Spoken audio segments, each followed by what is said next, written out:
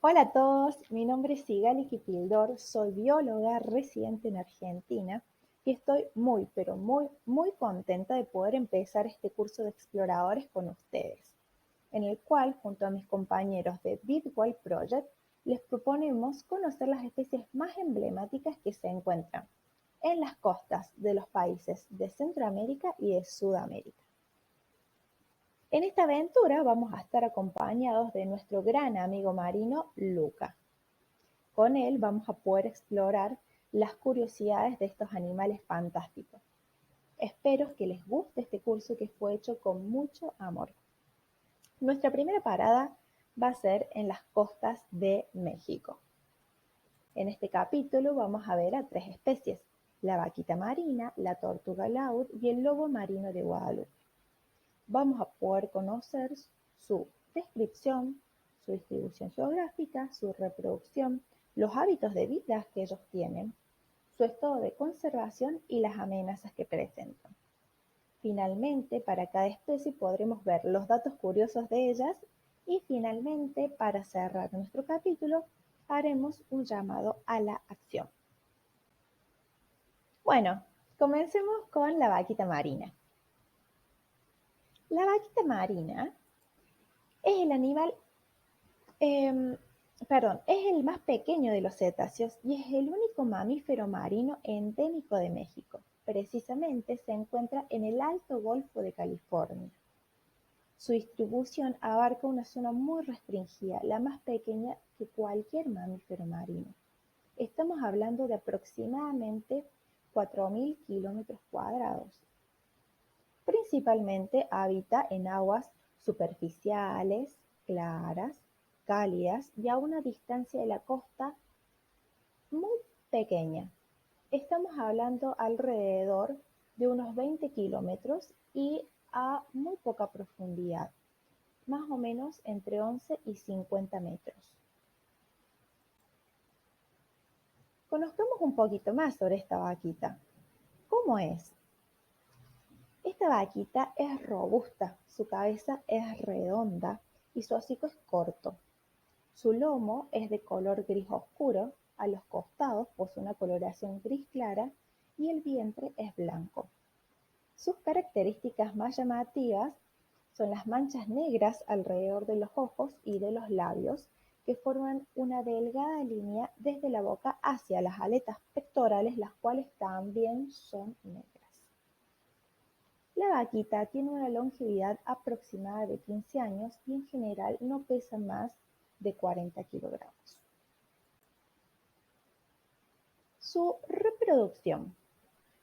Estos mamíferos se reproducen por primera vez entre los 3 y los 6 años de edad. Las hembras tienen una cría cada 2 años, la cual nace en primavera tras 11 meses de gestación y la lactancia tiene una duración de 8 a 10 meses. Estos animales viajan solos o en grupos pequeños, frecuentemente conformados por 2 o 3 animales, y son depredadores. Quiere decir que se alimentan de otros animales, como ser peces, calamares o crustáceos. Lamentablemente, quedan menos de 18 vaquitas marinas en nuestro planeta, por lo cual la Unión Internacional para la Conservación de la Naturaleza considera esta especie como peligro crítico de extinción, debido principalmente a la pesca, a la captura incidental por redes de enmalle que son destinadas a atrapar otras especies como ser peces o camarones. Además, la alteración del hábitat y la contaminación marina también son amenazas potenciales para la supervivencia de ellas. Cabe destacar que estos animales también poseen una limitada tasa de crecimiento poblacional y esto contribuye a la desaparición de esta especie.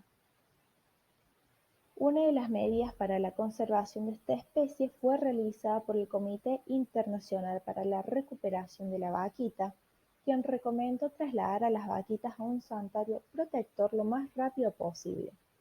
Además, recomendó prohibir permanentemente la fabricación, la posesión o el uso de todas las redes de malla en la zona de distribución de la vaquita.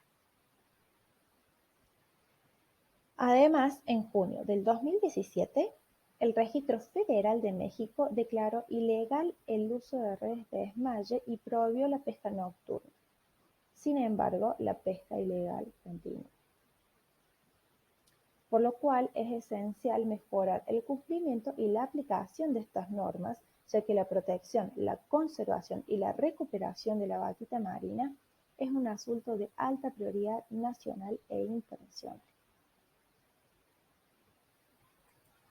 Pasemos a hablar sobre los datos curiosos de esta especie. Como vimos, la vaquita es considerada como el cetáceo más amenazado del planeta. Ellas son extremadamente tímidas y por esto son muy difíciles de estudiar en su hábitat natural. Como vimos también, su periodo de gestación es muy largo. Estamos hablando de 11 meses. Y es probable que no vivan más de 25 años. Pasemos entonces a nuestra siguiente especie, que sería la tortuga laúd. Ella anida principalmente en las costas del Océano Pacífico de México. Es el reptil más pesado del planeta y la más grande de todas las tortugas vivientes. Puede crecer hasta 2 metros de largo y pesar más de 700 kilogramos. Es fácil de distinguir de otras tortugas, ya que el caparazón es distinto. Esta tiene los huesos cubiertos por una piel gruesa en la cual reemplaza a las placas óseas, como en el resto de las tortugas marinas. Además, tiene 7 líneas longitudinales que van desde la cabeza hacia la cola. Su coloración es oscura con unas manchas rosadas y blancas. Tiene además un diseño hidrodinámico que junto con sus enormes aletas la convierte en la campeona de la natación y del buceo. Puede alcanzar un récord de hasta 1000 metros de profundidad. Existe un dimorfismo sexual en esta especie. Esto quiere decir que los machos y las hembras no son exactamente iguales, se los pueden distinguir. En las hembras se las diferencia por poseer un mayor tamaño y por tener una mancha rosa en la cabeza. Además, tienen una fuerte mandíbula y tienen un gran desarrollo de ganchos y de espinas en la boca y en la garganta. Su objetivo es atrapar a sus presas. Estas tortugas son fundamentalmente carnívoras. Su alimentación se basa en medusas, peces, calamares, crustáceos y hasta algunos erizos de mar. Aunque, ¿por qué no?, también pueden consumir algunas algas. Hablemos un poquito sobre su reproducción. Esta especie vive mayoritariamente en mar abierto, en donde el apareamiento tiene lugar. Las hembras se aparean luego de cumplir 10 años y luego aproximadamente cada 3 años. Ellas hacen un pozo en la arena y depositan alrededor de 100 huevos. Y lo hacen exactamente en la misma zona costera en donde ellas nacieron, mientras que los machos permanecen en el agua. Entre los 50 y los 75 días, los huevos eclosionan y las crías se dirigen al mar. En este trayecto es en donde se encuentran mucho más vulnerables a ser depredadas. Y lamentablemente no todas las crías que nacen pueden llegar al mar. Tristemente, la tortuga laúd se encuentra vulnerable a la extinción, debido principalmente a la actividad humana. Estas tortugas marinas, como vimos, se alimentan de medusas, las cuales frecuentemente son confundidas con trozos de plástico transparentes y esto las asfixia. Se han encontrado tortugas muertas con líneas de pesca, con bolsas y piezas de plástico en los estómagos. El desarrollo costero y el turismo irresponsable han perturbado y han destruido los sitios de anidación. y las luces de la ciudad confunden a las tortugas bebés que se mueven hacia las luces en lugar de dirigirse hacia el mar. Por otro lado, las tortugas laúd son afectadas por la colisión de barcos y pueden ahogarse en la captura incidental de redes de pesca. Además, los huevos de estas tortugas son colectados para el consumo humano, lo que dificulta los nacimientos. Se estima que la cantidad de tortugas laúd que anidan en México han disminuido un 97.4% durante las últimas 3 generaciones de tortugas. Contamos actualmente con un número aproximado de 1.000 individuos. En México, la captura directa de las tortugas marinas está prohibida desde 1990 y existe una norma que establece especificaciones para la protección, la recuperación y la gestión de las poblaciones de tortugas marinas en su hábitat de anidación. Hablemos un poquito más sobre las curiosidades. A diferencia del resto de los reptiles, las tortugas laúd tienen una gran capacidad para regular su temperatura corporal. Esta especie es capaz de tolerar incluso las temperaturas extremas de los polos o del círculo polar ártico. Como es sabido, las tortugas son uno de los animales que viven más años y particularmente esta especie puede llegar a vivir entre los 75 o los 80 años. Sus aletas son extremadamente grandes en forma de remos y no poseen uñas. Las tortugas laúd no han cambiado en millones de años y han existido desde la época de los dinosaurios. Y finalmente pueden permanecer bajo el agua hasta 85 minutos. Pasemos a nuestra última especie, que es el lobo marino de Guadalupe. Su área de distribución se centra en sus zonas de apareamiento preferida. Su principal colonia reproductiva se localiza en la isla Guadalupe, península de Baja California, en México.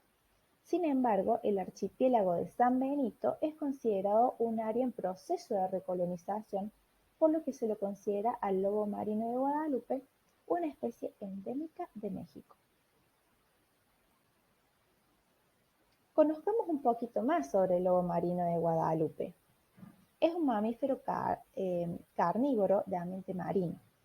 Tiene fuertes aletas delanteras para poder impulsar su cuerpo a través del agua y caminar sobre la tierra. Su principal color es el negro, aunque tiene el vientre más claro que el dorso. Son animales sexualmente dimórficos, lo que significa que los machos y las hembras tienen diferencias físicas, además de sus sistemas reproductivos. Los machos son más grandes y pesados que las hembras.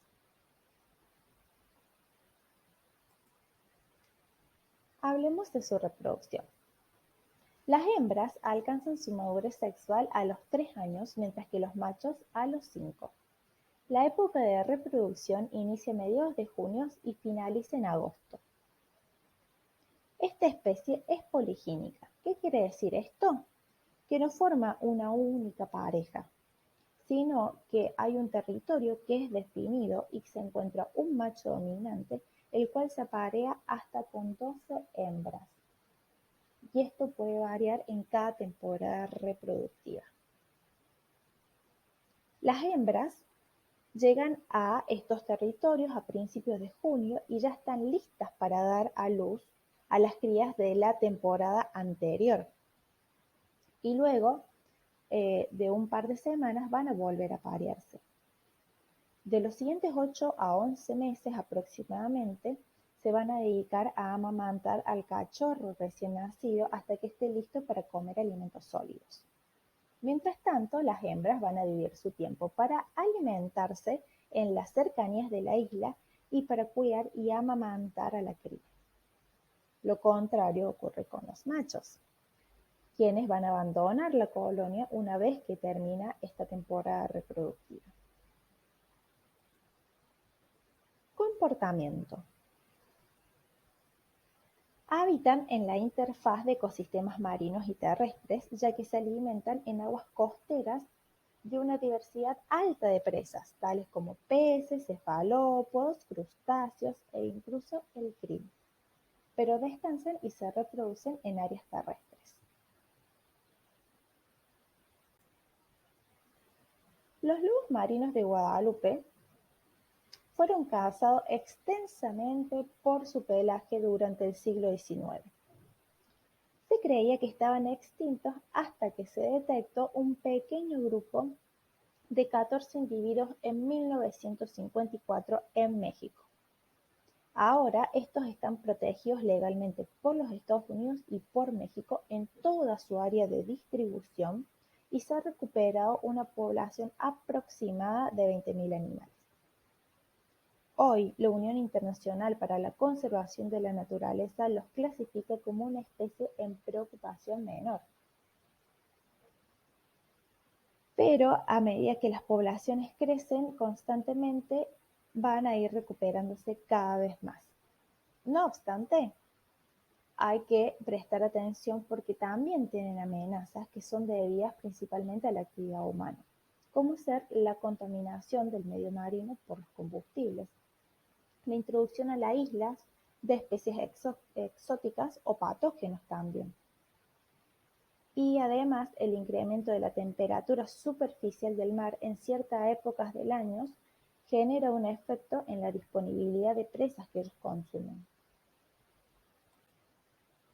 Veamos sus curiosidades. Un macho defiende su territorio de los otros machos tosiendo o rugiendo. Los machos crecen hasta 2 metros y pesan 180 kilogramos, mientras que las hembras son mucho más pequeñas porque crecen hasta 1,5 metros y pesan 50 kilogramos. Esto tiene que ver con lo que hablamos anteriormente del dimorfismo sexual. Otro dato es que se pueden sumergir en el agua hasta 75 metros de profundidad. Otra es que se alimentan en el mar durante 14 días seguidos y viajan alrededor de 500 kilómetros desde la colonia hasta la zona de alimentación. Y la hembra vive alrededor de 23 años, mientras que el macho solamente 13.